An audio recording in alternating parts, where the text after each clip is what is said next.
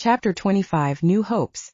Ruby, you have to stop the car and take this call, Meshai said. Why? I can talk on the phone later, Ruby replied. You have to stop now. I think this is important, Meshai insisted. Ruby relented. She turned off the road and parked, before taking the phone from Meshai. Hello, who is this? She asked. Hello, Ruby, said a man in a deep, smooth voice. Why don't you come to the coffee shop next to the German bakery? I have an offer which is 10 times better than whatever Mr. Sanders is offering you. Ruby was completely confused. Who is this? She asked, but the stranger had rung off already. What was she going to do now? Ruby wondered. Who was this person and how did he know about her record deal? Sounded all wrong. What's going on, Ruby? Meshai asked in concern. This man talked about making you some kind of offer. What is he offering? Oh, Meshai, I have no idea, Ruby answered. He says I should go to the coffee shop next to the German bakery. I will supposedly meet him there. Perhaps I should inform Maxim. Why don't you drop me there and I can listen to what he has to say, while you go meet with Mr. Sanders? Meshai suggested. That could work, Ruby said thoughtfully. But he will not know who you are. He will be expecting me, Ruby said. Okay, since you don't have any specific time to be at the recording company, why don't we go meet this person together? It might be worth a try, Meshai suggested. He is promising something else, which might be even better than what the other record company is offering you. But how does he know about this deal and why is he being underhanded? Ruby asked. These things are not always straightforward, you know, Meshai commented. Let's at least just listen to him. We can't lose anything, Meshai advised. All right, as long as you keep an eye out for any dodgy character traits, Ruby suggested. You're a good judge at those kind of things. So Ruby drove to the coffee shop very carefully. Once there, she parked the car and they went into the coffee shop cautiously. They looked around and Ruby spotted an unoccupied table, so they went to sit there. Oh look, there's Chris and Leischen as well, Meshai gestured with her head. Ruby saw them sitting at the end of the coffee shop. Chris spotted Ruby and waved. She waved back nervously. Nobody was approaching them yet. The two sisters waited for about 5 minutes and still nobody showed up. This is silly, Meshai said. Wait a minute, Ruby said with a frown. Why are Chris and Leischen here as well? Does the mysterious caller have anything to do with them? She asked. That seems unlikely. How would Chris come up with something like that? I don't think he knows anyone in the music industry, Meshai responded. The caller could perhaps want witnesses for a contract? Ruby suggested. I don't know. Let's just wait, Meshai responded. Ruby and Meshai each ordered a cup of coffee and continued to wait. After about another 5 minutes, Chris and Leischen rose from their seats and walked over to the two sisters. How nice to see you guys, Chris commented. Are you having a little bit of sisterly bonding? Ruby giggled nervously, because she had no idea about what was going on. She kept on wondering whether Chris might be somehow involved with the mysterious caller. Meshai was the first to respond. We're just chilling together a little bit, yes, she replied, omitting from him the actual purpose for the sisterly date. Hi ladies, Leischen greeted in a friendly tone. Iliesken. Nice to see you again, Ruby said. Well, I think we have to go, because there's a farmers' meeting in the town hall. We just had to catch a bite to eat first, Chris announced. Oh, do have a lovely time there, Ruby responded. Just after Chris and Leischen left, Ruby and Meshai's coffee arrived. Ruby did not feel like having the coffee. It all felt like a waste of time. After the waitress left, Ruby took a sip of the coffee and looked around the coffee shop once again. She did not see anyone who seemed to be waiting for them. I think that was a prank phone call, she suggested to Meshai.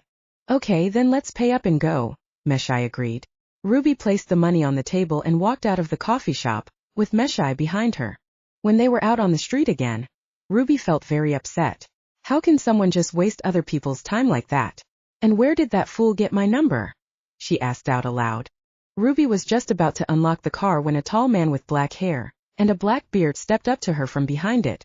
Watch out, Ruby, Meshai called out and Ruby turned around swiftly. The man held up his hands. Don't worry, he said in a soothing, calm voice. I am only delivering a message. The owner of this card wants to offer you an exclusive recording contract with perks worth 10 times more than what Mr. Sanders is offering you. So go and find out what that offer is, then phone the number on the card, he stated as he handed Ruby the card. He then turned around abruptly and walked away. Wait, Ruby shouted. Who is behind this? She was feeling really bewildered now. Let's get into the car and get to our appointment first, Meshai said firmly. Ruby got into the car and she felt more confused than she could remember being in a long time. You know what? I don't feel like doing anything at all now, she said. Don't worry, Meshai said. Things will just work out okay. You will see. Ruby started the car and drove off. Who can this person be? Meshai asked as she studied the card. The printing above the phone number read, Springtime Productions. The two sisters arrived at the small local offices of the recording company, and were made to feel very comfortable. Ruby felt as if their encounters earlier were mere figments of her imagination. They were shown a video on a big screen. The video showed how the recording process went and how the product came about. Another video portrayed live tours which were recorded in various cities around America. So am I also going to tour and promote the CD? Ruby asked excitedly, a few minutes after Joshua introduced himself and walked the girls through the company's building. Well, if you are available to record the CD, then it goes without saying that you also have to promote it by going on tour soon after its release, Joshua explained. Ruby was happy that Maxim had already given the go-ahead about that part of the deal. She was free to join the recording company at any time. Ruby had no hesitation in signing the contract then. She took the papers with her. When she and Meshai left the recording company offices 2 hours later. Now what about that other guy? Meshai asked as they drove home. Are you going to look at his offer? You have to get yourself the best deal, Meshai prompted Ruby. It might be an amazing deal, as that agent of his says, Meshai. But why does he have to go behind Joshua's back? Ruby questioned.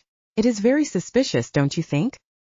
Perhaps it's better to phone that number instead of wondering about what could have been, at some point in the future? What do you think? Meshai asked. If you phone them we can find out a bit more about them, hear what they say and then check them out afterwards. Okay, let me phone back before we get home, because I don't want Mom to stress, Ruby said. She pulled the car off the road when they were halfway home and dialed the number on the card. A stranger with a voice which sounded different from the voice of the first mysterious caller answered. Hello, is this Miss Ruby Sinclair? He asked, even before she had a chance to introduce herself. Yes, it is me, Ruby responded. Then hang on just a few seconds, the man said. Ruby waited anxiously. Then she heard a tap on her car window. Hello, Ruby, did you want to speak to me? Severin asked. Chapter 26. Exciting developments. Ruby and Meshai shrieked out in shock. Neither one of them had noticed the black car pulling up behind them on the farm road, because they were too taken up with the card in Ruby's hand. Severin was standing there on the road and the man with the black hair and black beard from outside the German coffee shop was standing a few steps behind him. Ruby tried hard to catch her breath. She could not believe that Severin was right there in front of her. When did he arrive? She asked herself. Why are you following me around, Severin? She shouted at him when she recovered her voice. I blocked you from my phone for a reason, she said angrily. But you know I am a man who always rises to the challenge, my dear, Severin said in a perfectly calm tone of voice. Let's all go for dinner somewhere. He peered over in Meshai's direction. Ruby, let's drive away from this crazy person. Let's just ignore him, Meshai prompted. She was feeling very nervous and afraid. Severin, your behavior is out of order. How can you expect us to go and have dinner with you? Ruby asked in despair. Severin leaned closer to Ruby's half-open window. My goodness, Ruby, your eyes have a golden glint in them when you're angry. How arrestingly beautiful, he said with a broad smile, revealing his pearly white teeth. Listen, mister, you are a married man, so don't you think you should leave single ladies alone? You left my sister and got married to someone else, isn't that so? Meshai stated in a spurt of anger. Before Severin could respond, however, a traffic cop and his partner pulled up in front of Ruby's vehicle. The traffic cops got out of their car and strolled over to the arguing group. Is there a problem here? The one closest to Severin asked, as he gave them all a good look over. Ruby recovered her wits quickly. No, sir, this man is lost and asking for directions. Will you please help him? With that, Ruby smiled at the cops and drove away smoothly. She tried hard to hide her panic. What a stroke of luck, she said to Meshai, who was still not looking like herself. They drove home in silence. Back at home, Ruby and Meshai did not mention the incident with Severin. They had decided to keep it to themselves. How did it go? Ruby's mother asked when they both walked in, looking very tired. Did you both already have a recording session? Or was there just too much excitement? You look exhausted, she commented further. I think I got up too early, Ruby explained. I was overexcited and did not get much sleep either. Oh, my poor girl. Come and give me a hug, Ruby's mother said with her arms outstretched. Ruby got her contract, Mom. It's right there in her handbag, Meshai exclaimed with excitement. Ruby walked into her mother's arms and suddenly she could not contain herself anymore. She burst out in tears and it felt as if a dam had burst its walls. Oh, let it all out, my baby, her mother coaxed patiently. You can't just hold all the hurt in all the time. You've got to let it get out sometime. Ruby's mother assumed that Ruby was still pining after Severin. She was not aware of the fact that her daughter was just emotionally overwhelmed by the day's events. Chris was fuming with anger. How could anyone hurt someone as wonderful and gentle as Ruby? He had gone over to Ruby's home to pay her a surprise visit and he had stood in the open doorway, about to greet, when he had seen how heartrendingly Ruby was weeping on her mother's shoulder. Nobody had noticed him standing there, because the kitchen door was quite a distance away from the table where they were standing. He had then turned back around because he had assumed that he knew what it was all about.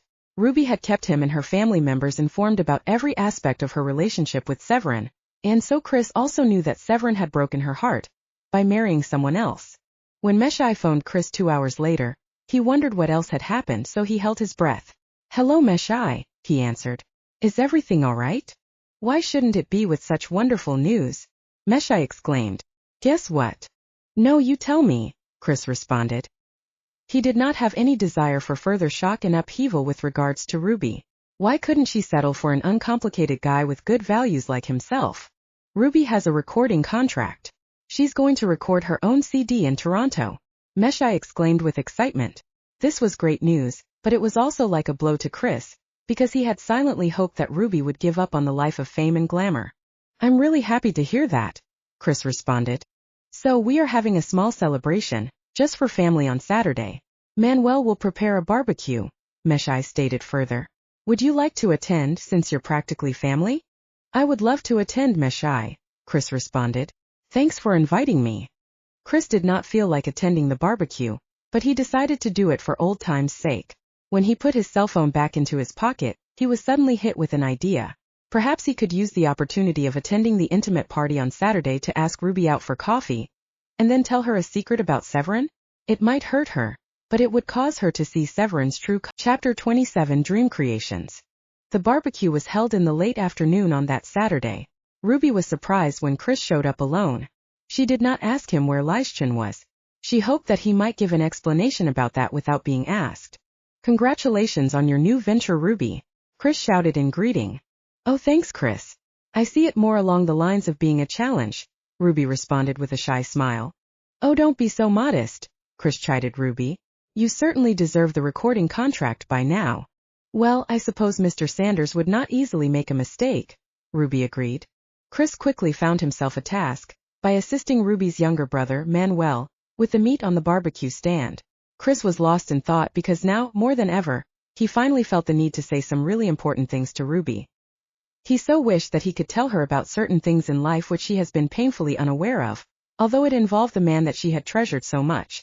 Amongst other things, Chris felt convinced about the fact that Severin had been seeing someone else during the entire time that he was involved with Ruby. An anonymous caller had said this to him one day, when Ruby and Severin were already dating seriously. Chris had assumed then that it was a sensation-seeking journalist, or a prank caller, so he had not told anyone about the caller. He had later often wondered whether that person was in fact telling the truth. Hey Ruby, how would you like to go out for coffee and we can have our own celebration? Chris asked when they were sitting down to eat about an hour later. Coffee would be great, Ruby responded. Then we can catch up on news. All the juicy details, she joked. When Chris had gone home later that evening, Ruby wondered whether he was going to take Lyschen with when they went for coffee. She felt that it would be odd if he didn't. She was still wondering where Lyschen was tonight. I wonder why Chris did not bring Lyschen along to the barbecue. What do you think about that? Meshai asked Ruby later on when they were locking up the doors. I didn't want to pry, Ruby responded. I had just assumed that he would have told her about the barbecue. I was also surprised to see him show up alone. Maybe it's my mistake, Meshai remarked. Next time I will be sure to include everyone in the invitation specifically. Don't worry, sis, Ruby consoled Meshai with a pat on the shoulder. That's how we all learn life's lessons eventually. On Friday night during their coffee date, Ruby was still very excited about her recording deal. Joshua had given her permission to carry on with practicing her songwriting skills, because some of her own songs might be used in the album. When their first cups of coffee arrived, Chris could not contain himself any longer. Ruby, guess what I have finally been up to? Chris asked. Wait, let me think, Ruby said as she looked up and studied the patterns on the ceiling of the German coffee shop. Her eyes were screwed up comically, as she tried to remember what Chris could be referring to. Okay, I've got it, she exclaimed excitedly a few seconds later. You have built your first mini skyrocket? Am I right? She asked confidently. Well, you're close, so I will give you that point, Chris responded with a smile. No way, Ruby exclaimed with wide-stretched eyes. What did you do? She asked excitedly. I have built a small robot. It's up to my knee in height, Chris replied with a satisfied grin on his face. When can I see it? Ruby asked excitedly. I am hiding it in a box in the garage, because I don't want anyone else to know about it yet, Chris explained. Not even Leischen knows about it? Ruby asked curiously. Not yet. I want to be absolutely sure that I'm on the road to success before I tell anyone else, Ruby, Chris explained with a serious expression on his face. You already know about these plans and dreams of mine since we were little children. So I don't mind losing face in front of you, but my parents, Leischen and others have to wait until I am on the road to sure success, before I tell them about such ambitious plans. My word, Chris, that's quite an undertaking, Ruby commented. I don't think it is easy to keep something like that a secret for a very long time, though. Also, you might get some ideas and hints if you shared this with someone else. That could make your progress faster and smoother, Ruby advised. Well, if you know me well enough, you will remember that I only succeed in a venture when I keep it to myself, otherwise I lose all sense of confidence in my project. I know, Chris. I'm glad that you're making progress anyway. Just be careful that nobody discovers your secret by mistake, especially since it is something which cannot be hidden easily. Eventually you will have to build bigger robots. Won't you? Ruby asked. I understand what you mean, but for now I will just pray that nobody discovers my projects by mistake, Chris insisted. Their cake order arrived and the waitress refilled their cups. Ruby still loved chocolate cake and Chris had remembered that. Now Ruby, there's no easy way to do this, but there's actually something serious I want to talk to you about, Chris began after the waitress left. Wow, some more intrigue? Ruby asked curiously. She was really beginning to enjoy the evening, because she loved chocolate mousse cake and Chris knew this very well. He was having his favorite strawberry cheesecake like old times. Things are becoming very interesting. Please tell, she coaxed Chris playfully. It's a rather sensitive subject actually, Chris said in a serious tone. This made Ruby feel a little bit wary. She sat on the edge of her seat. All right then, what is it? She asked with great interest. There's no easy way to tell you this, so here it goes. I might have met Severin before you. In fact, I'm sure of it, Chris stated. How is that possible? Ruby asked incredulously, her heart beating faster now. His life is so public, I would have heard about it at some point. We were together for about 2 years. I met him a few years ago when he came here as a tourist, Chris explained. It was not a matter of great concern then, though. He was just another lost tourist, so I showed him around the village. So, all this time that I've been telling you about him on the phone, you were actually aware of who he was? Ruby asked in disbelief. Chapter 28. Exciting new moves. Chris could see that Ruby was becoming upset, so he had to be as tactful as he could. Well, I did not recognize Severin in the beginning. Only when I saw pictures of him and you in the tabloid newspapers did I recall the day that I met him, Chris explained. Remember, it was a long time ago that I met him here walking on the beach one afternoon, Chris explained further. Initially I myself couldn't believe it was the same person. So why did you keep quiet about this all this time? Ruby asked, shaking her head, still in disbelief. I thought it was a useless piece of information in the beginning. I was still gonna tell you someday.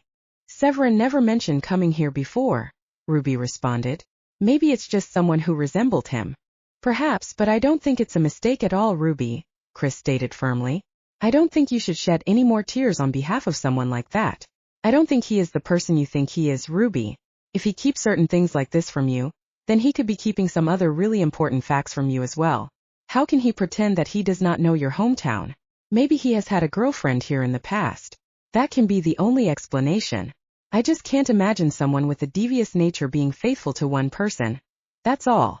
Well, it really doesn't matter anymore because we split up permanently, Ruby stated. But how do you feel now, knowing that he pretends to not know your hometown? Chris persisted. He wanted to shed whatever feelings of admiration and adoration Ruby might still have over Severin. Come to think of it, Chris said, as he scratched his head in contemplation. What if he was pretending with me as well? What if he just wants to seem gullible to everyone he meets, so that in the end he can exploit them?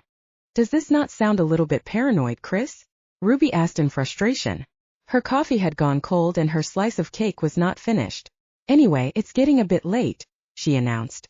I still have to help my mom with some sewing for the church bazaar. All right, let's go then, Chris responded. He hoped that Ruby would soon realize that what he had said was the truth. When they stepped out onto the sidewalk and walked towards the car park, they did not say much. Where is the car now? Chris asked. Ruby looked at the spot where Chris' recently bought small golf had stood. There was just an empty spot there now. But this is a legal parking zone, Ruby declared. Oh, this is just the pits, Chris exclaimed in exasperation. What now? Shall we inform the police? Ruby asked. Chris was looking really angry. It can't be towed away. So if it's theft, then the police need to know as soon as possible, Ruby said firmly, because it seemed as if Chris was too upset to reason clearly. She took her phone out of her bag and was just about to make a phone call to the police when it rang. Ruby did not recognize the number on the screen, but she answered anyway. Hello, Ruby. Does your boyfriend need any help? Ruby recognized the voice as that of the man who had phoned her earlier that week on behalf of Severin. What now? Ruby exclaimed in disbelief. What do you want? Put Mr. Castrello on the phone right now, she commanded. Not so fast now. Do you really want to talk to him? The man asked in a calm voice. This is no time for joking, mister. Do you have something to do with Chris' car being missing? Ruby asked. At this point, Chris signaled at Ruby to give him the phone. Ruby shook her head, however. She covered the mouthpiece of the cell phone and whispered into Chris' ear. I know who this is. I will reason with him. Chris stared at Ruby in disbelief. What was she referring to? He just wanted his car back, so he decided to call his father. If you have Chris' car, you better bring it back, or you will be sorry. You cannot force me into doing anything I do not want to, Ruby warned the man on the phone. Oh, and how can you be certain of that fact? The man asked. Look, whoever you are, stop doing someone else's dirty work. Chris is not involved in any of this, so just bring his car back, Ruby said firmly. That was only a little joke. Where's your sense of humor? The man asked. But oh, since you are going to be so successful with your new album, you can soon buy him another vehicle, don't you think? The man continued with a cynical laugh. This is not funny, Ruby said, glancing over at Chris, who was busy talking on his phone a few steps away from her. Why don't you do what Mr. Castrello asked, and you and Chrissy boy will both be sorted out. You with a great record label and him with a much better car. The man stated as if it was the easiest thing in the world. Put Mr. Castrello on the phone, Ruby demanded again. I wish I could, but he had some urgent matters to attend to back in Turkey, so he has left already, the man explained in a curt manner. Just do as he asks and you will both be happy. You and Mr. Castrello. Forget about that other record deal and sign up under Mr. Castrello's record label. Mr. Castrello should make sure that he pleases his wife instead, Ruby said and cut off the call. Ruby, who was that? Chris asked. Neither one of Chris or Ruby had noticed when a certain gentleman with a black beard and black hair had entered the coffee shop and found a seat right behind Chris, where he had sat with his back turned away from them. He had entered the coffee shop a few minutes after them, and he was listening in on their conversation for quite a while. He heard everything that Chris had said about Severin, so he left the restaurant and took Chris' vehicle, just to spite him. Wait. Now I think of it, you just might be right about Severin being here before, because in fact he was here this very week, Ruby declared. Oh my goodness, Chris exclaimed. Did he take my car? The guy is rich, why would he do that? Just then Chris' father pulled up in his own van. He was followed by a police vehicle, which pulled up behind his. Some other people began to gather around, because of the flashing police lights. My word, Chris' dad exclaimed. What has happened to you kids? Just then Ruby saw Chris' car pull up across the street, but further down the road. A man then jumped out and ran into an arcade. Chapter 29, Last Cruise. The man who jumped from Chris' car had dark hair. Ruby could not see anything further because it all happened too fast, while the other people were focusing on the police. Nobody expected that a stolen car could be returned close to the place where it had been stolen from. It was only by coincidence that Ruby had seen it though, because it had pulled up a little further down the road. She had been trying to regain her focus by looking away from all the drama with Chris' father and the police. Chris, there's your car. Look, the man has run into the arcade, Ruby shouted, pointing in the direction of the vehicle. The police car's lights were still flashing and a few people had gathered from the surrounding shops out of curiosity. The two policemen ran down the street, crossed over and ran into the arcade. My car. Thank God, Chris yelled as he ran across the street. Ruby ran after him. The police could not catch up with the car thief. They could only assume that he had jumped into a getaway vehicle, waiting for him in the street at the other end of the arcade and sped off. They concluded that an accomplice must have been waiting for him there. Ruby had seen the car thief only briefly, so she could not be sure that it was the man who had met her outside of the coffee shop the other day. She gave his phone number to the police to follow up though. Back at home, Ruby continued with writing and practicing songs. 10 days later she went back to the ship to complete the last 4 months of her contract. Ruby was shaken by what Chris had told her about his experience with Severin. She forgave him for not telling her about his encounter with Severin several years ago. She was amazed at Chris' ability to keep something like that as a secret from her. Ruby realized that Chris had changed somehow since school years. She wondered if there were perhaps other things which he kept a secret from others. For instance, he had only now told her about his robot building projects. You do seem refreshed after your time back at home, Lila commented. When she and Ruby were sitting in front of the mirror in Ruby's cabin, they were trying out new hairstyles for that night's show. Do you think so? Ruby asked as she took a closer look at herself in the mirror. Thank you, she responded. That did make me feel better. We were very busy at home though. There was a lot going on. It sounds so idyllic. A life on a village farm yet close to the beach, Lila said dreamily. You're welcome to join me when I go again, Ruby suggested. You really mean that?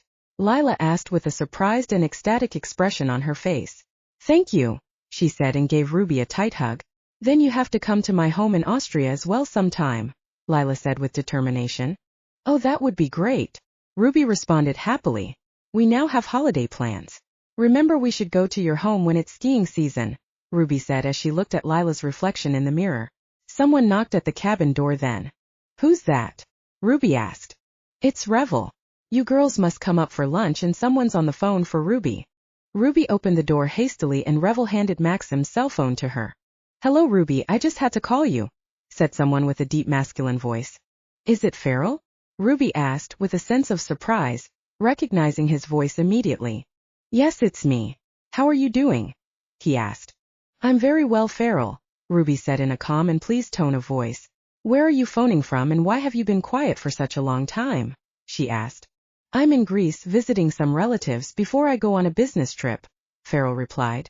I have been thinking about you all this time and I had no way of contacting you, but then my business manager suggested that I look up your band manager Maxim, so we found his number and hence I could talk to you finally. But it is nice to hear that you were thinking about me as well, he said. Ruby suddenly experienced a warm glow, just at the sound of his voice. Farrell's voice made her feel safe. Ruby carried on talking to Farrell while the others had lunch. She realized that she had actually missed him. When Ruby arrived back in her cabin, she decided to take a nap just before going for the afternoon band practice. She had just drifted off to sleep when her cell phone rang. She did not recognize the number. Hello, who am I speaking to? Ruby asked waveringly. She was afraid of unexpected phone calls. Severin and his men had not contacted her since the night of Chris' car hijacking. All of that happened about 2 weeks ago. Hello Ruby, it's Giselle. How are you? Giselle, her friend from Paris, asked in an excited tone of voice. I am well, Giselle. Great to hear from you, Ruby exclaimed. It's been long. Yes, I still had your number in my diary, but I have a new phone now, Giselle explained. How's everything on the ship? Things are going very well. In fact, if you are still interested, you might have a job singing on the ship in my place, Ruby announced. Oh, why is that? Are you leaving the ship? Giselle asked curiously. I have received an offer to record an album, so I will be leaving the group soon, Ruby responded. That is very interesting news, Ruby, because the reason why I am calling is because someone from a certain record company wanted to get in touch with you very urgently to offer a record deal. Giselle. Chapter 30. Blossoming Talent. An offer to record an album? Ruby responded. Well, I have already signed up and accepted an offer from this other recording company, Giselle, she explained. According to these people though, this is something very big with many perks included, Giselle explained. Where did they get your number and how do they know about me? Ruby asked. They must have heard about you singing on the ship. You know, word goes around and certain record companies find out about budding talent, Giselle said. What's the number? Ruby asked. Giselle read out the number and Ruby wrote it down quickly.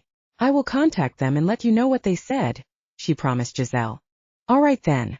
Take care, Giselle said as she rung off. Ruby did not feel like disappointing anyone, and she could not afford to breach any contracts. Joshua was perfectly accommodating and professional, but it would not be a bad idea to find out about other recording companies, just for the sake of the future, she thought. Ruby decided to sleep on it and call in the morning. That night, Ruby felt absolutely fulfilled on stage, because she was allowed to sing one of her own songs. Oh, that was great, Revel said. People love your kind of music. The songs wouldn't be so good without the great instrumental backup, Ruby said. There's another company which also approached me for recording, Ruby added impulsively. She had not meant to tell anyone about this yet, but she suddenly experienced a need to confide. Where do these people come from and where are they based? Revel asked. They were sitting at the bar, waiting for the other band members who were chatting to friends whom they had made on the ship. A friend from my last band called today and told me about them, because they had contacted her, Ruby explained. It would be safer if they contacted Maxim officially, rather than speak to you privately, Revel advised. At that moment Lila approached them with a gift-wrapped box in her hands. Ruby, we almost forgot about this gift which arrived while you were away, Lila announced. Ruby looked at the packaging of the gift and could not guess who it could be from. It could be from any of the passengers on the ship. When Ruby arrived in her cabin later that night, she could not wait to unwrap the gift. So she closed the door and sat on the bed. She unwrapped the box in suspense. Inside it was a smaller box which contained Belgian chocolates. She lifted it up and noticed a note below it. There was nothing but a phone number printed very elegantly on a sheet of paper. Ruby wondered who it could be from. She decided to dial the number on the next day, and began to sample some of the chocolates. Do you like the gift you received?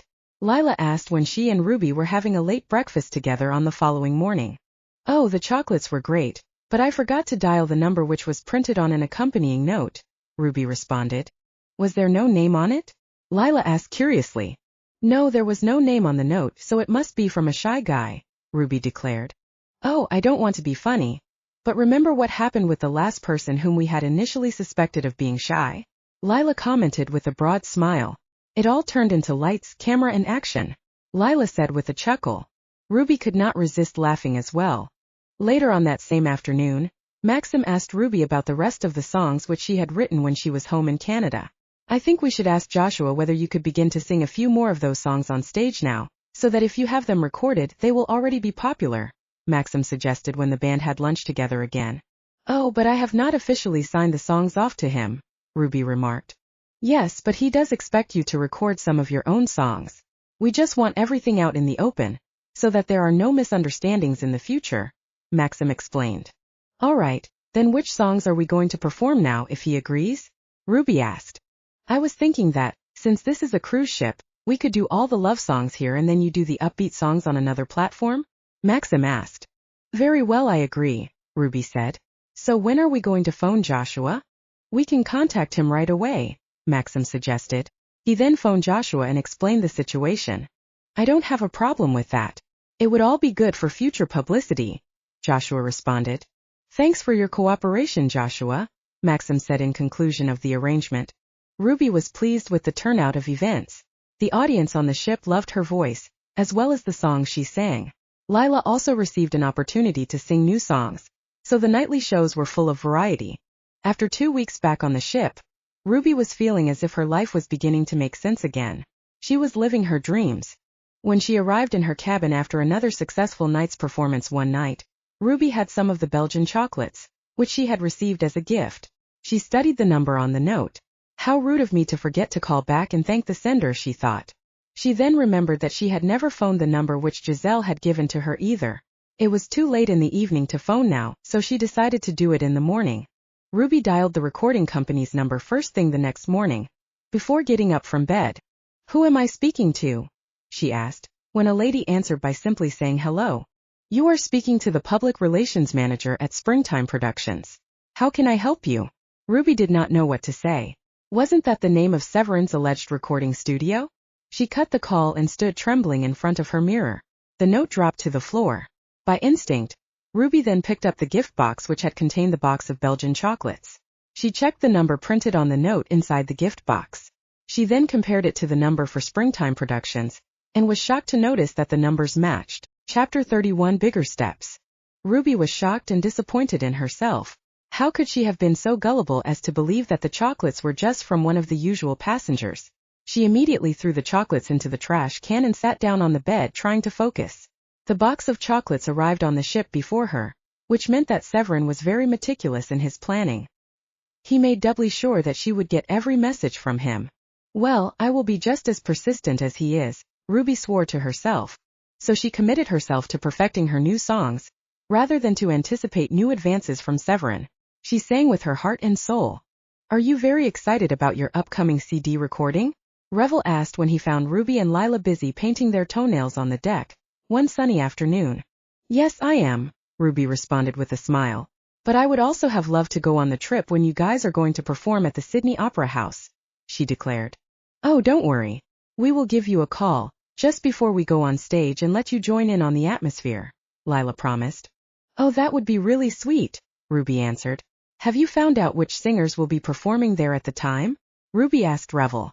We should know within about 2 months' time, but I will keep you up to date. Don't worry about missing out on the details, Revel promised. Ruby herself was joining the recording team in Toronto in 2 months' time. It felt as if time was suddenly going too fast. There was a whole lot of excitement in the group with regards to future events. She had grown so used to being part of the band that she almost felt guilty about leaving them. That night, after the evening show, Ruby decided to call Farrell and tell him about her mixed feelings regarding the end of her career on the cruise ship. She had taken down his number after he had phoned her on Maxim's phone that afternoon. Hi Ruby, how wonderful to hear your voice again, he greeted delightedly. How are you doing? Ruby asked. I'm doing very well and even better, now that I hear your voice, Farrell answered. How are you doing out on the ship? Farrell asked. We are actually close to the next coast. We're almost on the shore, Ruby responded. And are you going to go ashore? Farrell asked. I just might, since it is my last few weeks on the cruise. I want to explore as much as possible now, because I will be leaving for the recording studios in Toronto soon, Ruby declared. That's great to know, Farrell responded. And I will be going on a trip to Australia next, he added. Oh great, Ruby responded. Is it for business purposes? Well, actually I have been asked to be a guest performer at a local opera show first, before I fulfill my business commitments, Farrell announced. So they are still using you in the world of music? Ruby inquired. Only on rare occasions, Farrell replied. Well, your life is very exciting, I must say, Ruby declared. It is much better to know that someone cares, though, Farrell declared. This made Ruby feel a little bit uncomfortable, because she did not want to become vulnerable again. Farrell made her feel safe, but she was not going to lose her heart again. Are you still there? Farrell asked when Ruby did not respond. Yes, I'm still here. I actually phoned because I'm feeling nostalgic about leaving the band and the ship, Ruby declared. Oh, but why don't you focus as much as you can on where your life is headed to now? Farrell advised. Imagine how your songs are going to play on the radio one day, and how you're going to make music videos of those very songs. That sounds like a great idea. I will try to do that, Ruby promised. I'm so glad that you could listen and give me your time and advice. That's what I am there for. Feel free to contact me at any time that you need to, Farrell declared. I have to go now, but thanks again for the support, Ruby repeated. You are welcome at any time, Farrell said again. In her bedroom later, Ruby did not understand what drew her to phone Farrell. She knew that talking to him brought her comfort, and yet, when he implied that she cared for him, it had filled her with a sense of insecurity and fear. Ruby combed her hair slowly and thoughtfully in front of the mirror. She felt too full of energy to go to sleep yet, so she decided to go and watch television in one of the ship's small lounges. Ruby was not really focusing on the television program when Lila found her sitting in the lounge with only a few other guests. You look lost, my dear. What's on your mind and where did you disappear to earlier? Lila asked curiously. Ruby sat up straight and got her wits back together quickly. I just want to sit and watch some television, she explained. Oh, but don't you think a movie rather than a reality show would absorb your attention more? Lila asked with her eyebrows raised. Ruby tried to focus on the program which was playing on television and realized that she had not really been concentrating. It seemed to be all about the rich and the famous, not her kind of entertainment. Lila sat down next to Ruby and they watched the show together. After about half an hour of watching, Ruby decided to get up and say goodnight. She had just risen from the couch when she saw Severin's photo on the program. Ruby stood still in her tracks and watched, fascinated. Next there was a video clip of Severin leaving a hospital with what looked like a baby wrapped in a blanket. Walking next to him was a tall woman with long black hair. She was dressed very elegantly and she wore a pair of high-heeled shoes. "Ruby, what's wrong?" Lila exclaimed when Ruby flopped back down onto the couch, looking as if she had seen a ghost. Chapter 32. Celebrate the moment. Lila held Ruby by the shoulders and shook her, trying to get her out of her state of shock. An elderly couple next to them looked on in concern. "Get her some gin," the old lady urged. "No, wait. Here's some water," Lila said, and she held a half-full glass of water to Ruby's lips. "Here, Ruby. Drink this," Lila coaxed. Ruby felt as if her head was spinning on the inside. "Don't try to move, just remain still," Lila whispered and allowed Ruby to lean against her shoulder. The elderly couple got up and left because they were confused about what was going on.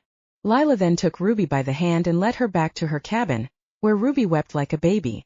"Was that Severin on television?" Lila asked. Ruby nodded. "But I thought you were completely over him, my friend," Lila responded in confusion.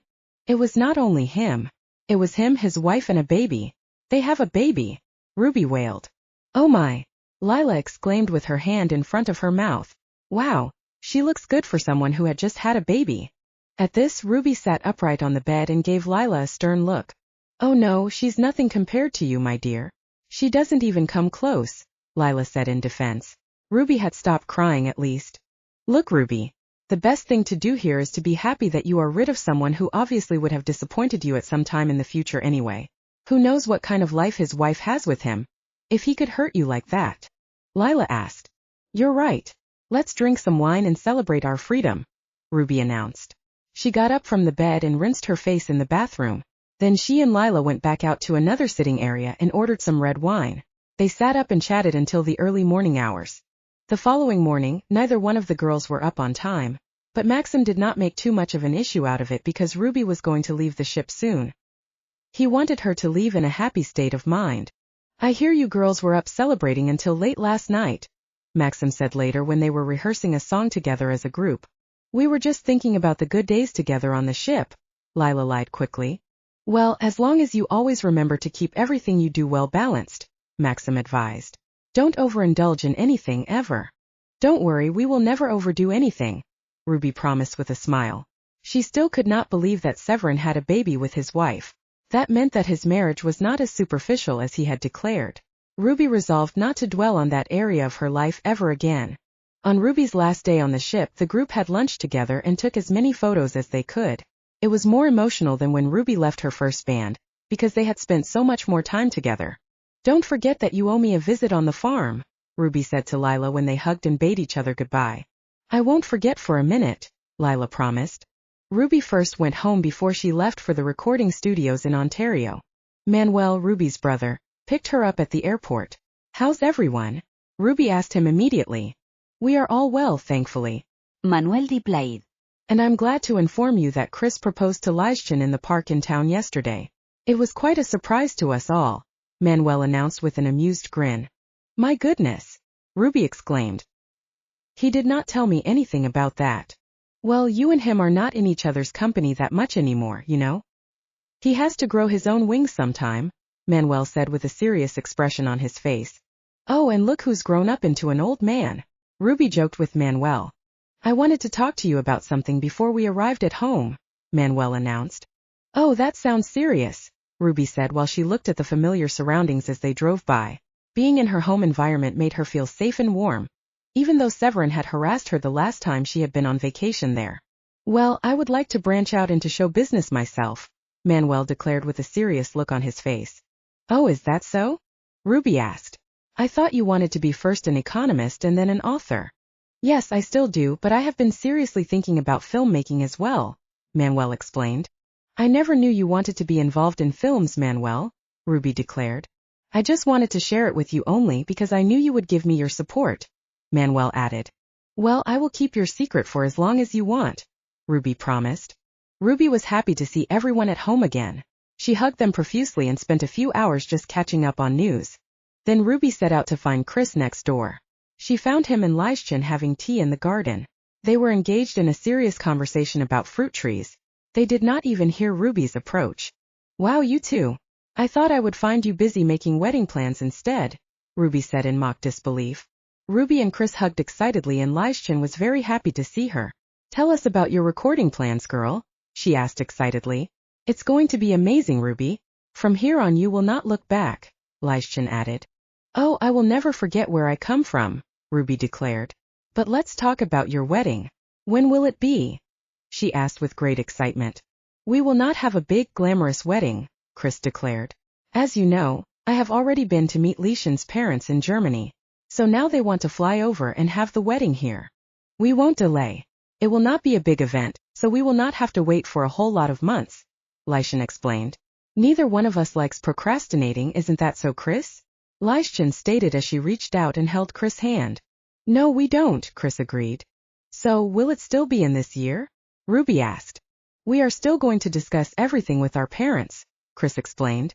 Well, I won't miss it for the world, Ruby said and gave Chris and Lijschen each a hug, before she had some of the cookies which were on the table. Ruby went to Toronto a few days later. She was going to share a house with the producer and his family, so that she would save on hotel fees and heavy traveling costs.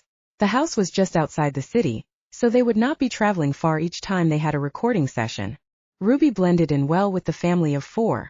The couple had 2 young children. There was a beautiful garden and a swimming pool outside the house and the neighborhood was quiet. Ruby felt safe. The recording studios were big and highly professional. There were lights inside individual studios, which gave signals and directions to the singer, while they were recording a song. Ruby had rigorous training for her first 3 days, then she eased into the process.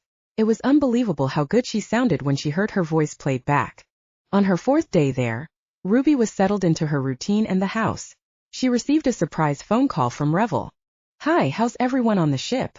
Ruby asked. She was really happy to hear from them. We are doing just great, but we miss you lots, Revel said. Now, guess who is going to be performing as a guest artist at the Sydney Opera House when we will be there?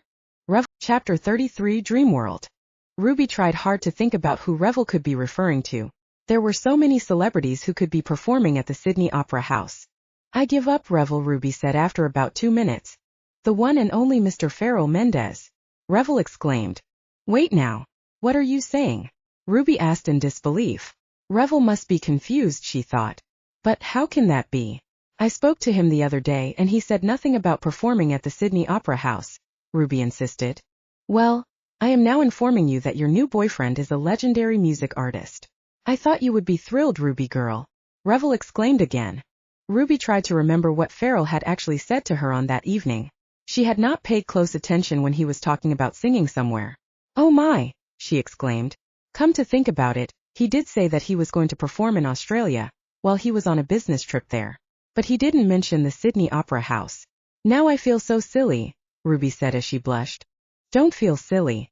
Feel honored and privileged, Revel insisted. This connection will make you really famous, Revel remarked with a laugh. Stop it, Revel. You know I won't use someone just for their fame, Ruby protested. Of course I know. But when you're lucky you should just accept your fortune, dear, Revel said before changing the subject. How is everything going with your recording that side? Revel asked seriously. Have you started yet? Yes, I have, and it's really an unbelievable experience, Ruby declared. Then enjoy every moment of it, Revel advised. I will be sure to say hi, if I were to run into your boyfriend by chance. Don't talk like that, Revel, Ruby warned playfully. We're still just friends. Still just friends, but for how long? Revel teased. Anyway, while you figure that one out, let me bid you a pleasant afternoon further. Thank you for keeping me updated, Revel. Please say hello to everyone, Ruby said before Revel ended the call. When the official recording session started, Ruby found that she had a very busy schedule. The only thing which gave her extra energy when she was exhausted was when she followed up on news about Chris and Lijschen's coming wedding. They kept her up to date on the smallest details. Ruby was happy that Chris was looking forward to his wedding with so much excitement. Ruby was not so sure about phoning Pharoah to find out about his performance in Australia. She just could not believe that she had not made any connection between him and her band being in Australia for the purpose of music at the same time. After the successful recording of her second song, about a few days later, Ruby received a phone call from Pharoah while she was in the shower at home. She noticed the missed call afterward and called back immediately. Hey Ruby, how nice to hear your voice, Pharoah said enthusiastically. Oh, and the same here, Ruby responded happily. It was really good to hear from him. How is your recording going? he asked. It's going very well. We are just about done, Ruby declared. We are considering making a video of one song. That's wonderful news, Farrell exclaimed. I'm really happy to hear that. And I am happy and surprised to hear that you are performing at the Sydney Opera House, Ruby declared. Why didn't you tell me you would be there at the same time as my band? She asked curiously. Is the band also going to be there at the same time? I did not know that, Farrell said in genuine surprise. I don't know about the exact time, but it should be more or less the same time, Ruby explained. Well, then I am just as surprised as you, Farrell said with a laugh. Ruby was suddenly overcome by a feeling of boldness. I wanted to ask you a favor and I hope your schedule will permit you, she announced. Oh, I would like to oblige, Farrell said with interest. How would you like to accompany me to my friend's wedding within a month's time? That sounds absolutely wonderful, Ruby. I will do whatever I can to make sure that I will be there with you, Farrell promised. Ruby felt on top of the world. Not only would she be at Chris' wedding, but Farrell cared enough to be there with her too. She had enough inspiration to focus on her video now. Ruby, the video is going to be very important for the success of the entire CD, Joshua said to her one afternoon when they were having an informal meeting in the lounge. So we have to choose a unique setting and we need some good ballet dancers for the dance scenes, he continued thoughtfully. Could we perhaps include a few shots of an actual wedding? Ruby asked. Do you have any specific upcoming wedding in mind? Joshua asked. A friend of mine back home is getting married, Ruby explained. It could be a good idea. We just need to speak to the video production team and see what they think about that, Joshua responded. Thank you, that would be great, Ruby responded. Oh, by the way, Ruby, Joshua began. Now that you mention a wedding, I recall that an old friend of yours phoned concerning meeting up at a wedding. He wanted your new phone number, but I told him that I was going to ask your permission first, before I sent it to him. He sounded desperate and he said that he was bringing a surprise. Chapter 34, Wedding Gifts. Ruby was confused. You say he never mentioned his name? She asked Joshua. No. He said that he wanted to surprise you, Joshua replied. Could it be Farrell? Ruby wondered. But then he had already confirmed that he would try his best to be at the wedding with her. Besides, he had her phone number now, so he would not phone the recording studios. Claude might try to get in touch with her, although he would rather have contacted her family to ask them for her new phone number. In Ruby's opinion, Severin was not a likely suspect, because he had stopped bothering her for the past 2 months and besides, he had a new baby at home to keep him occupied. Could it perhaps be Leroy, because he would not feel free to ask her family members for her new number? Leroy had not been welcome at Ruby's home ever since he had cheated on her at high school. Then again, she did change her number because of not wanting Severin to contact her. Perhaps Severin was after all trying his luck again? Ruby wondered. Ruby knew that Severin had been a nuisance lately, but she still remembered his loving and kind gestures. She remembered how he had not hesitated in helping Marion when they had assumed that she was drowning. He also gave money to charity organizations which help needy children. Ruby felt a little bit sorry for him sometimes. Joshua noticed how stressed she looked. Listen, Ruby, let's just dial the number and find out who picks up, if you don't want to send your number to a stranger, Joshua suggested. So Joshua took the phone from Ruby and redialed the number of the mysterious caller. But nobody answered. Joshua left a message for the caller to return the call, if he still wanted Ruby's phone number. There then, that's settled, Joshua declared with a satisfied smile on his face. You don't have to be bothered about anything that makes you feel uncomfortable, he commented. Thank you, Joshua, Ruby said with relief. She did not want him to become aware of the fact that there could be some people in her past who were likely to stalk her. She wanted to start on a clean slate with this company. Now breathe in deeply and exhale, Joshua said with a pat on Ruby's head, before he left and went on his next assignment. On the day of the wedding, the biggest thing on Ruby's mind was the video production for the part of the wedding which would fit into her video for her featured song. Thankfully Chris and Lijstjen had agreed, and the video production team of the record company did not have any objections towards adding a short wedding scene to the rest of the video. Stand with the water behind you, the first cameraman said to Ruby, because she had to sing with a water background, before singing in the garden, where the couple's wedding photos were to be taken as well. Don't worry about your hair, leave the wind to blow it wild, the same man said.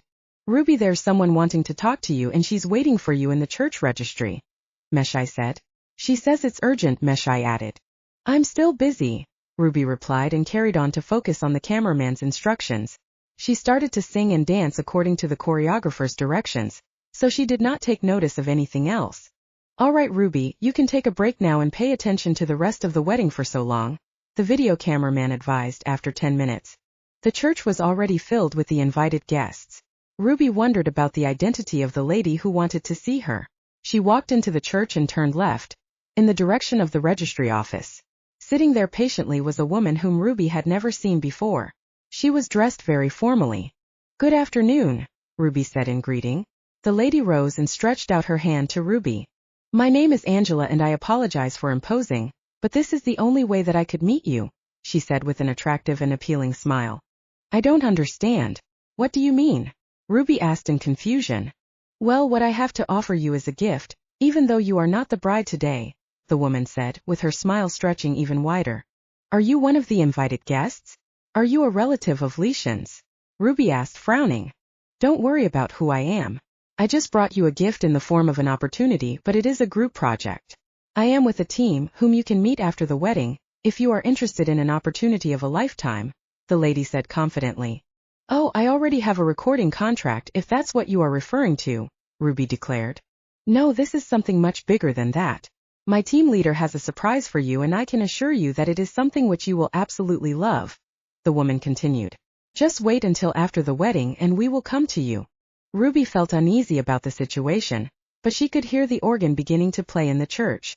It meant that the bride had arrived and Ruby did not want to miss out on this very special moment. I have to go now, Ruby said to Angela and left abruptly. She was just in time to take a seat, before the bride walked into the church. Leishan looked like a princess. Her dress had been made in Germany, and it was beautifully decorated in pearls and crystals. She wore a small tiara made of similar decorations.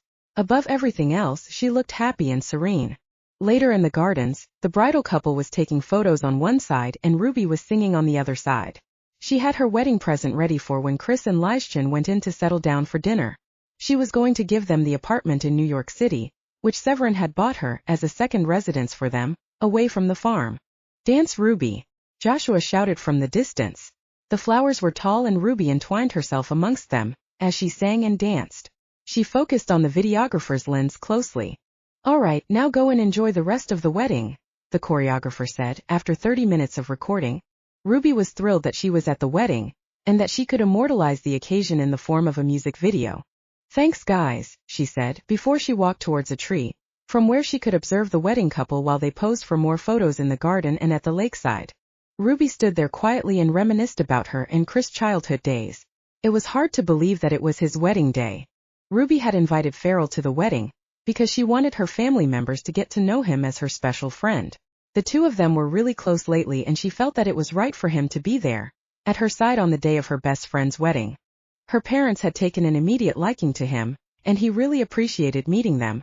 Ruby was just about to leave and join Farrell, who was waiting for her at the reception venue, when Angela showed up next to her.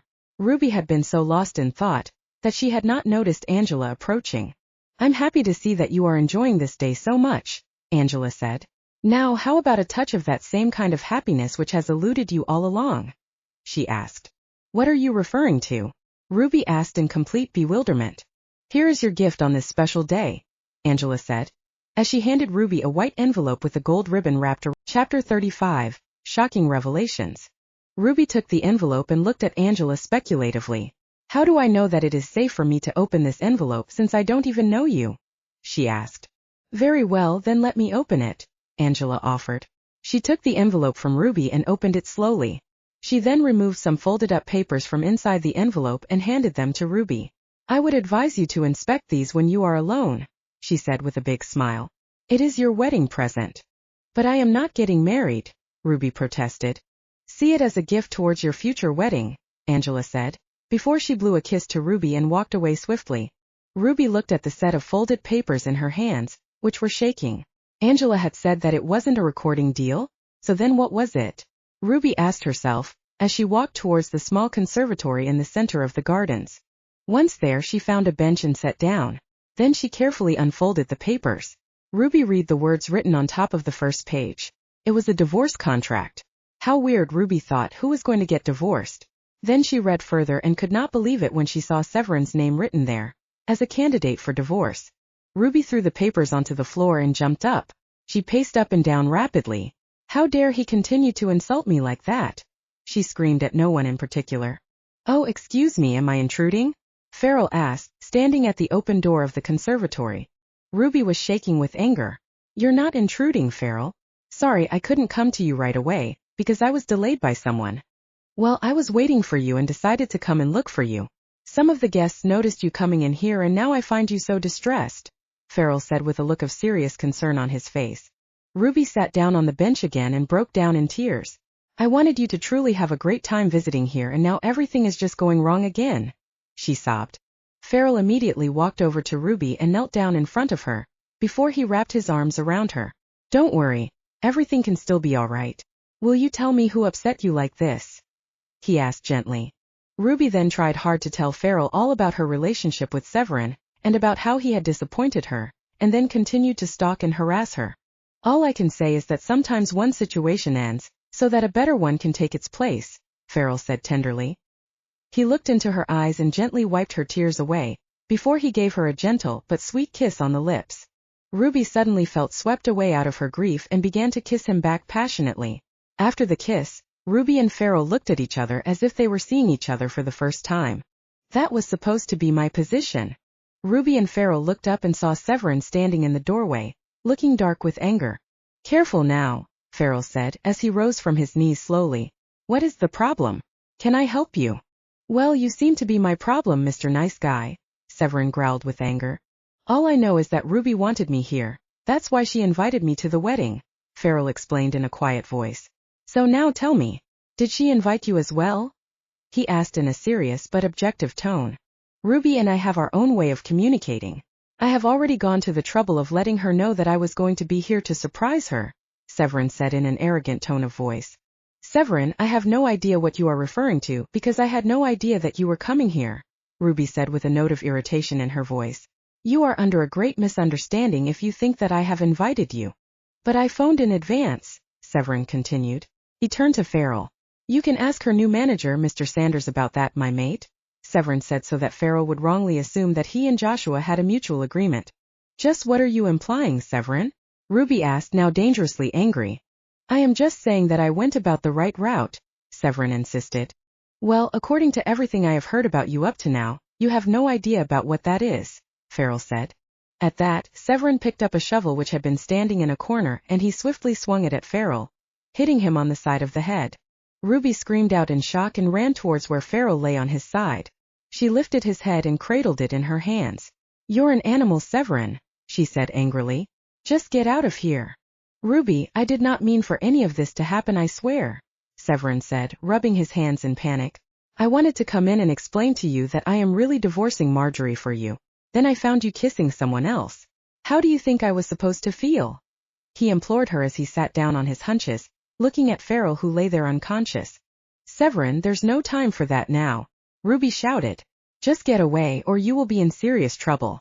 If someone finds you here they will call the police. Severin then rose. I'm coming back for you, Ruby, he swore before he turned around and fled. Chapter 36. Strange Truths Revealed. Ruby was shaking with fear. Farrell, are you all right? She whimpered. Tears were streaming down from her face onto Farrell's. He began to stir slightly. There was only a slight ripple of blood running down the side of his head. What's going on? Farrell murmured in confusion. Don't worry. Let's just try and get out of here, Ruby said consolingly as she tried to help him up. She managed to prop him up against the bench, before she took her cell phone out of her bag and phoned Claude, who was also at the wedding. He had taken a quick break from the dress boutique in Tokyo, to be with his old friends on this special day. Hi Ruby, we're all looking for you. Where did you disappear to? Claude immediately asked with concern. Claude, I can't explain now, but can you please come to the conservatory in the garden? Ruby asked. It is urgent, she added. Oh my word, what happened here? Claude exclaimed when he found Farrell sitting on the floor of the conservatory, with blood drizzling down his head. There was a bit of an altercation with Severin, Ruby explained. Can you please help me to get Farrell to the hospital? Severin is here? Claude exclaimed in surprise. Don't worry, I will soon be okay, Farrell said as he tried to rise slowly. Claude rushed over immediately and helped Farrell to his feet. He checked out the bruise.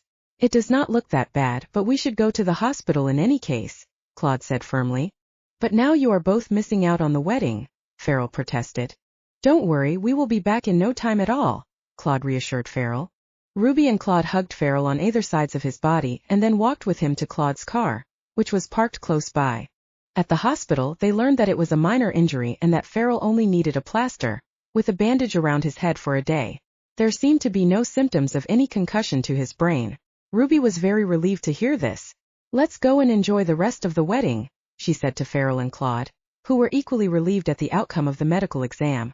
Back at the wedding party, Ruby could not wait to give her envelope to Chris and Lijschen. At least this one makes more sense than the one I received, Ruby told herself. Inside were the title deeds to her apartment in New York City.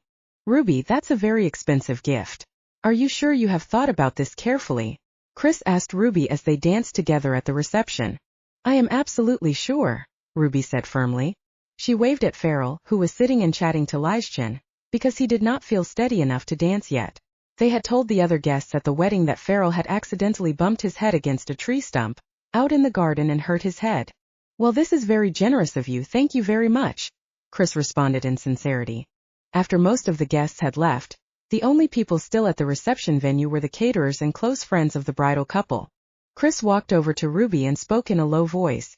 Ruby, you won't believe what I found out about Severin. Right here at my wedding tonight, Chris announced. In fact, it came as a kind of warning as well. Now you've got me worried, Ruby said with a concerned frown. Let's go and sit at the table and I will tell everyone about this, even though it's not the kind of thing one talks about at a wedding. It is of absolute importance though, Chris said, as he led Ruby to the table where Farrell and Lijschen were sitting. Ruby sat down next to Farrell and took his hand. Chris wants to share something with us, she said. Let's have some of these snacks while we listen. I'm hungry again, aren't you? Claude overheard from where he was sitting at a table close to theirs. What is that? Does Chris have something interesting to share? He asked curiously. Come closer, Claude, Chris suggested. Then I don't have to raise my voice. Claude came over to their table and poured them all a drink each, while Chris gathered some more snacks for their table. Chris sat down and spoke in a low voice. Guess who introduced themselves to me tonight? He asked, looking in Ruby's direction. No, we can't guess easily. Tell us quickly, Claude said as he leaned closer to Chris, who was sitting with Lijschen leaning against his chest. An old friend of Severin's introduced me and informed me that Severin has been coming here, to our village over the years, to visit him. What? Say that again. Severin has an old friend who lives here? Is that possible? Claude exclaimed. Keep your voice down because this might be dangerous information, Chris cautioned. Yes, he does, and the two of them have been very clever about us never finding out that Severin has been secretively stalking Ruby and myself since we were kids growing up. Apparently he heard Ruby training her voice in the woods, and he just became madly obsessed with her. But how can someone do something like that for years and never end their obsession? Farrell asked. He is much older than us, Farrell. So he has been planning to make Ruby a part of his life ever since he first saw her in the woods, Chris explained. What? Ruby exclaimed. He has watched me. Chapter 37, Inspirational Tour. Ruby, it's important that you keep your voice down. We don't know who else Severin knows here, Chris cautioned again. Apparently he has some kind of bipolar disorder since his teenage years. Only his close friends and family members know about it. Listen, Chris, it all sounds believable, but how do we know whether this guy is actually telling the truth? Farrell asked cautiously. Well, he appears to have only good intentions, Chris explained. He is concerned that Severin might lose it again sometime in the future. What is his name then? Ruby asked, now totally alert. He says his name is Tom Adams, but everyone calls him Tommy, Chris responded. What he says could make sense, Ruby said, with a serious expression on her face. She decided to inform her family members about the situation until they discovered whether it was true or not. It was better that her family knew so they could be cautious of anyone that would approach them in the future. Soon after Chris' wedding, Ruby finalized the work on her music video and began to prepare for the launch of her first music album. You have to make the most of this time in your life, Joshua advised Ruby. It doesn't happen to everyone. Thank you so much for everything, Ruby said and gave him a big hug. Oh, and that guy who called the recording offices once, asking for your phone number because he wanted to meet up with you at the wedding? Remember him? Joshua asked. Yes, what about him? Ruby asked cautiously. Well, the poor soul phoned again, and all he wants me to tell you this time is that he is very sorry about everything. Is he sorry about missing the wedding, and why is he so secretive? Joshua asked. I don't know about that guy's intentions, He sounds a bit crazy, so please don't accept his phone calls anymore. Ruby asked. But why is he so persistent? Joshua asked. Is there perhaps something more to this, because it's no light matter if someone is stalking you? Well, you see, this guy was in my life and we dated for quite long, Ruby explained. But then he married someone else and I broke all ties with him then. After a while he began to approach me again and he does not want to give up on chasing after me, although he is married. He sounds like a spoilt brat, Joshua commented angrily. So, will you please not accept phone calls from any strangers on my behalf anymore? Ruby asked. If that's what you want, I will gladly oblige, Joshua promised. But I would strongly advise you to report his stalking habit to the police. Thank you, Joshua. I will consider your advice, Ruby responded. In Ruby's opinion, though, Severin would only become more desperate if she did report him to any authorities of the law. She did not want to ruffle his feathers because she had no idea what else he was capable of after irrationally attacking Farrell with a spade at Chris' wedding. The first leg of the promotional tour was planned for around Toronto with some gigs in New York City as well. It was a very busy time, but fortunately Ruby had someone who planned her activities very meticulously and accompanied her everywhere, except when she was going out with Farrell. Just enjoy your career and don't live in fear. Farrell had kept on saying to Ruby ever since Chris had made those revelations about Severin and his friend Tommy. Farrell and Ruby now saw each other at least once a month, while she toured around singing at various theaters. He made sure that he was always around somewhere in America. Ruby enjoyed the feedback which she received from the crowds because it gave her a purpose for living. At one point they had to perform an opening song in classical music for an important ballet company in New York City. It seemed to Ruby that every seat was taken. The place was packed up. She sang like never before that night. My girl. It was so good to hear you tonight, an elderly gentleman said to her during the interval break. The compliment had given Ruby goosebumps. Thank you very much, she had responded gratefully. After about 6 months of the launch tour, Joshua called Ruby and the band in for a meeting at their offices in Toronto again. Ruby's agent, Merrill Jones, told her about it and Ruby was worried about the reason for the meeting. The band traveled back to Canada in a serious mood. Don't expect the worst, Merrill said to them all. Just have an open-minded approach each time. In my opinion, the tour has gone very well so far. I will try and follow your advice as usual, Ruby said with a smile. They were sitting comfortably in their tour bus and Ruby decided to admire the passing landscapes. The tour went rather fast in retrospect, Ruby commented. It always does.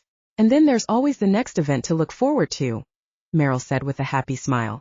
Ruby secretly wondered whether it was perhaps the end of the road for her. In Toronto, Ruby stayed over at Joshua's home again. She felt as if she had been gone for ages. Hi Ruby, how nice to see you again, Joshua's wife said with a hug. Did you get to meet with Joshua yet? She asked, when she came in from work on Ruby's first day back from the tour. No, we have not actually had an official meeting yet, Ruby said cautiously. Well, all I can say is that some big changes are coming your way, Joshua's wife announced with a smile. At the company offices the following morning, Ruby was very tense, although Joshua had been his usual, happy self at dinner the previous evening. Just remember your past success, then no news can disturb you, Farrell had advised when Ruby had confided in him over the phone the previous night. Well folks, as you know, we're always ready to embrace something new. But for Ruby things will still begin to make sense, as she continues to grow in the entertainment business, Joshua announced. So Ruby, we just want to congratulate you for fitting in so well with the band. On top of that, we want to thank you for making our American tour so memorable. The others applauded loudly and Ruby felt even more confused. What was he going to say about the future? She wondered. Well people, we cannot keep a good thing down and neither can we keep things on the shores of America only, Joshua added. Ruby glanced at Merrill for a sign at this point. Merrill winked playfully at her. Things always change and we cannot stick to our comfort zones, Joshua continued. So Ruby, are you ready for a completely different challenge? He asked very seriously now.